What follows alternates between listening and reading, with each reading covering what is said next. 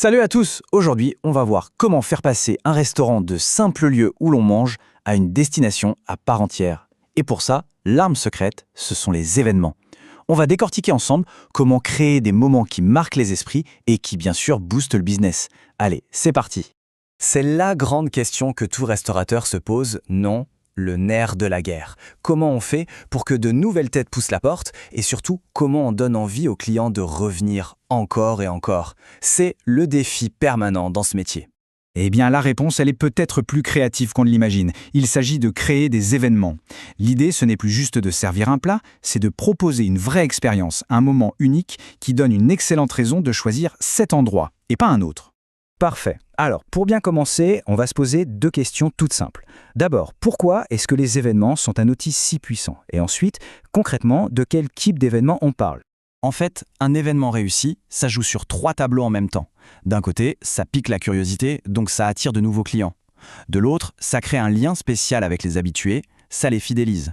Et bien sûr, au final, ça se ressent directement sur le chiffre d'affaires. C'est un vrai cercle vertueux.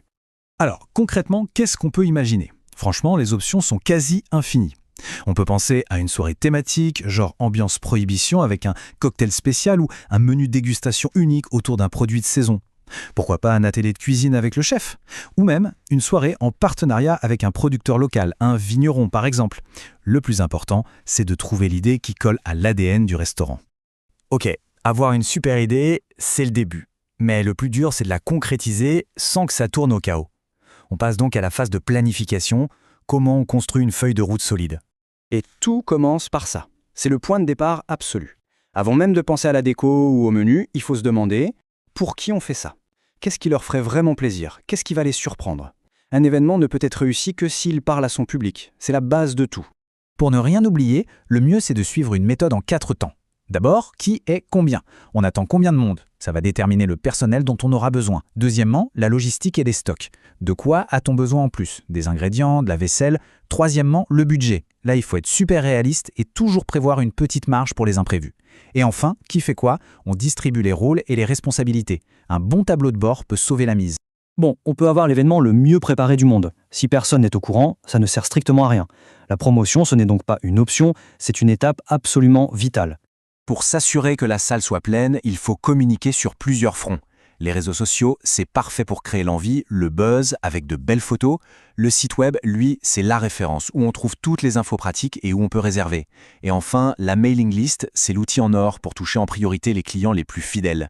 La combinaison des 3, c'est ça qui est efficace. Ça y est, le grand soir est arrivé, les préparatifs sont finis, les invités sont là. Maintenant, comment on s'assure que l'expérience soit vraiment à la hauteur ? C'est le moment de vérité. On pourrait dire que la recette du succès tient en 3 ingrédients. D'abord, évidemment, la qualité dans l'assiette. C'est le cœur du métier, ça doit être irréprochable.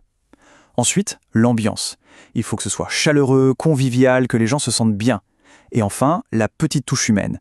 Des interactions personnalisées, un mot du chef, une attention particulière du service, c'est ce qui fait toute la différence. Voilà, c'est exactement ça. L'objectif final, c'est de ne pas juste vendre un repas, mais de vendre une émotion, un souvenir. Le client doit repartir en se disant « Waouh, j'ai passé un super moment ». Là, la mission est accomplie. Allez, pour finir, un point super important, les erreurs à ne surtout pas commettre. Parfois, savoir ce qu'il ne faut pas faire, c'est aussi important que de savoir ce qu'il faut faire. On en a déjà parlé, mais j'insiste, c'est l'erreur numéro 1. Organiser un événement incroyable sans le crier sur tous les toits, c'est la garantie d'avoir une salle vide. Et un événement dans une salle vide, c'est un échec, peu importe la qualité du menu. Le deuxième piège classique, c'est d'être trop optimiste avec le budget. On oublie un coût par-ci, on minimise une dépense par-là, et à la fin, l'événement n'est pas rentable, voire il fait perdre de l'argent. Il faut être rigoureux et toujours prévoir une marge de sécurité. Et enfin, la troisième erreur fatale, sous-estimer la logistique. Le petit détail qui coince, ça peut être un manque de verre, le son qui ne marche pas, un manque de personnel. Ces petits grains de sable peuvent complètement enrayer la machine et gâcher la soirée. L'anticipation, c'est vraiment le mot-clé. Donc si on devait résumer tout ça en une phrase, ce serait celle-ci. Le succès d'un événement repose sur 2 piliers. D'un côté, une planification hyper rigoureuse où rien n'est laissé au hasard, et de l'autre, une communication efficace pour donner envie aux gens de venir. Si ces 2 éléments sont maîtrisés, on met toutes les chances de son côté. Et voilà, on termine avec cette question. C'est une invitation à la réflexion. En partant de l'identité propre à chaque restaurant, de sa clientèle, de ses forces, quelle serait l'expérience unique, inimitable qu'il serait possible de créer? La réponse à cette question est sans doute le début d'une belle aventure. C'est maintenant que le travail commence.